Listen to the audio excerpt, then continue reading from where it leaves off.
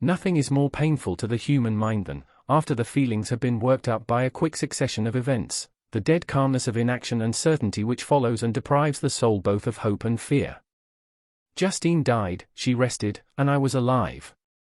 The blood flowed freely in my veins, but a weight of despair and remorse pressed on my heart which nothing could remove. Sleep fled from my eyes, I wandered like an evil spirit, for I had committed deeds of mischief beyond description horrible, and more, much more, I persuaded myself, was yet behind. Yet my heart overflowed with kindness and the love of virtue. I had begun life with benevolent intentions and thirsted for the moment when I should put them in practice, and make myself useful to my fellow beings. Now all was blasted. Instead of that serenity of conscience which allowed me to look back upon the past with self-satisfaction, and from thence to gather promise of new hopes, I was seized by remorse and the sense of guilt, which hurried me away to a hell of intense tortures such as no language can describe. This state of mind preyed upon my health, which had perhaps never entirely recovered from the first shock it had sustained. I shunned the face of man, all sound of joy or complacency was torture to me, solitude was my only consolation, deep, dark, death-like solitude. My father observed with pain the alteration perceptible in my disposition and habits and endeavored by arguments deduced from the feelings of his serene conscience and guiltless life to inspire me with fortitude, and awaken in me the courage to dispel the dark cloud which brooded over me. "Do you think, Victor," said he, "that I do not suffer also? No one could love a child more than I loved your brother." Tears came into his eyes as he spoke. "But is it not a duty to the survivors that we should refrain from augmenting their unhappiness by an appearance of immoderate grief? It is also a duty owed to yourself, for excessive sorrow prevents improvement or enjoyment, or even the discharge of daily usefulness, without which no man is fit for society." This advice, although good, was totally inapplicable to my case. I should have been the first to hide my grief and console my friends if remorse had not mingled its bitterness, and terror its alarm, with my other sensations. Now I could only answer my father with a look of despair and endeavor to hide myself from his view. About this time we retired to our house at Belrive. This change was particularly agreeable to me.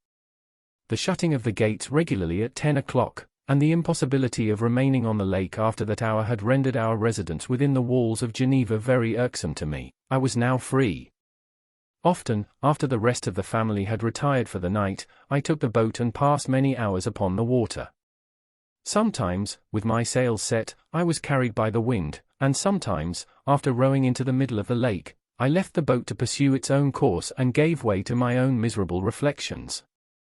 I was often tempted, when all was at peace around me, and I the only unquiet thing that wandered restless in a scene so beautiful and heavenly, if I except some bat, or the frogs, whose harsh and interrupted croaking was heard only when I approached the shore. Often, I say, I was tempted to plunge into the silent lake, that the waters might close over me and my calamities forever.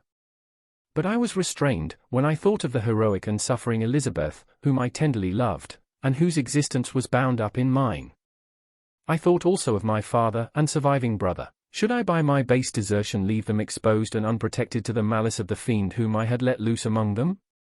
At these moments I wept bitterly and wished that peace would revisit my mind only that I might afford them consolation and happiness. But that could not be. Remorse extinguished every hope. I had been the author of unalterable evils, and I lived in daily fear lest the monster whom I had created should perpetrate some new wickedness. I had an obscure feeling that all was not over and that he would still commit some signal crime, which by its enormity should almost efface the recollection of the past.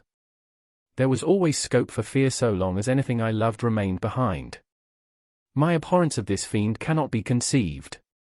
When I thought of him I gnashed my teeth, my eyes became inflamed, and I ardently wished to extinguish that life which I had so thoughtlessly bestowed. When I reflected on his crimes and malice, my hatred and revenge burst all bounds of moderation. I would have made a pilgrimage to the highest peak of the Andes, could I, when there, have precipitated him to their base. I wished to see him again, that I might wreak the utmost extent of abhorrence on his head and avenge the deaths of William and Justine. Our house was the house of mourning. My father's health was deeply shaken by the horror of the recent events. Elizabeth was sad and desponding, she no longer took delight in her ordinary occupations, all pleasure seemed to her sacrilege toward the dead, Eternal woe and tears, she then thought, was the just tribute she should pay to innocence so blasted and destroyed. She was no longer that happy creature who in earlier youth wandered with me on the banks of the lake and talked with ecstasy of our future prospects. The first of those sorrows which are sent to wean us from the earth had visited her, and its dimming influence quenched her dearest smiles.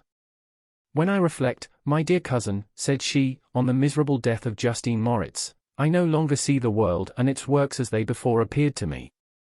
Before, I looked upon the accounts of vice and injustice that I read in books or heard from others as tales of ancient days or imaginary evils. At least they were remote and more familiar to reason than to the imagination, but now misery has come home, and men appear to me as monsters thirsting for each other's blood. Yet I am certainly unjust. Everybody believed that poor girl to be guilty, and if she could have committed the crime for which she suffered, assuredly she would have been the most depraved of human creatures. For the sake of a few jewels, to have murdered the son of her benefactor and friend, a child whom she had nursed from its birth, and appeared to love as if it had been her own. I could not consent to the death of any human being, but certainly I should have thought such a creature unfit to remain in the society of men. But she was innocent. I know, I feel she was innocent, you are of the same opinion, and that confirms me. Alas! Victor, when falsehood can look so like the truth, who can assure themselves of certain happiness? I feel as if I were walking on the edge of a precipice, towards which thousands are crowding and endeavoring to plunge me into the abyss. William and Justine were assassinated, and the murderer escapes. He walks about the world free, and perhaps respected. But even if I were condemned to suffer on the scaffold for the same crimes, I would not change places with such a wretch. I listened to this discourse with the extremest agony. I, not indeed, but in effect, was the true murderer. Elizabeth read my anguish in my countenance, and kindly taking my hand, said, "My dearest friend, you must calm yourself. These events have affected me, God knows how deeply, but I am not so wretched as you are. There is an expression of despair, and sometimes of revenge, in your countenance that makes me tremble. Dear Victor, banish these dark passions. Remember the friends around you, who center all their hopes in you. Have we lost the power of rendering you happy? Ah! While we love, while we are true to each other, here in this land of peace and beauty, your native country, we may reap every tranquil blessing. What can disturb our peace? And could not such words from her whom I fondly prized before every other gift of fortune suffice to chase away the fiend that lurked in my heart? Even as she spoke I drew near to her, as if in terror, lest at that very moment the destroyer had been near to rob me of her. Thus not the tenderness of friendship, nor the beauty of earth, nor of heaven, could redeem my soul from woe. The very accents of love were ineffectual. I was encompassed by a cloud which no beneficial influence could penetrate. The wounded deer dragging its fainting limbs to some untrodden brake, there to gaze upon the arrow which had pierced it, and to die, was but a type of me. Sometimes I could cope with the sullen despair that overwhelmed me, but sometimes the whirlwind passions of my soul drove me to seek, by bodily exercise and by change of place, some relief from my intolerable sensations. It was during an access of this kind that I suddenly left my home, and bending my steps towards the near alpine valleys, sought in the magnificence, the eternity of such scenes, to forget myself and my ephemeral, because human, sorrows. My wanderings were directed towards the valley of Chamonix. I had visited it frequently during my boyhood. 6 years had passed since then. I was a wreck, but naught had changed in those savage and enduring scenes. I performed the first part of my journey on horseback. I afterwards hired a mule, as the more sure-footed and least liable to receive injury on these rugged roads. The weather was fine. It was about the middle of the month of August, nearly 2 months after the death of Justine, that miserable epoch from which I dated all my woe. The weight upon my spirit was sensibly lightened as I plunged yet deeper in the ravine of Arve. The immense mountains and precipices that overhung me on every side, the sound of the river raging among the rocks, and the dashing of the waterfalls around spoke of a power mighty as omnipotence, and I ceased to fear or to bend before any being less almighty than that which had created and ruled the elements, here displayed in their most terrific guise. Still, as I ascended higher, the valley assumed a more magnificent and astonishing character.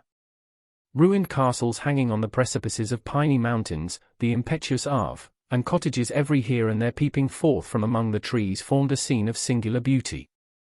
but it was augmented and rendered sublime by the mighty Alps, whose white and shining pyramids and domes towered above all, as belonging to another earth, the habitations of another race of beings. I passed the bridge of Pelisire, where the ravine, which the river forms, opened before me, and I began to ascend the mountain that overhangs it. Soon after, I entered the valley of Chamonix. This valley is more wonderful and sublime, but not so beautiful and picturesque as that of Servox, through which I had just passed. The high and snowy mountains were its immediate boundaries, but I saw no more ruined castles and fertile fields. Immense glacier approached the road, I heard the rumbling thunder of the falling avalanche and marked the smoke of its passage. Mont Blanc, the supreme and magnificent Mont Blanc, raised itself from the surrounding aiguilles, and its tremendous dome overlooked the valley. A tingling long-lost sense of pleasure often came across me during this journey. Some turn in the road, some new object suddenly perceived and recognized, reminded me of days gone by, and were associated with the light-hearted gaiety of boyhood. The very winds whispered in soothing accents, and maternal nature bade me weep no more.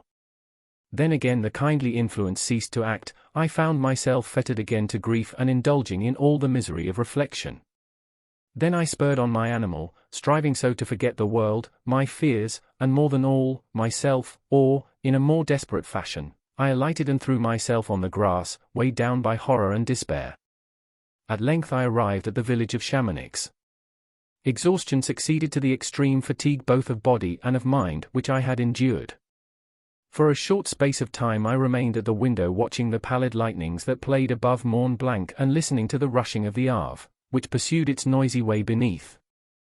The same lulling sounds acted as a lullaby to my too keen sensations. When I placed my head upon my pillow, sleep crept over me. I felt it as it came and blessed the giver of oblivion.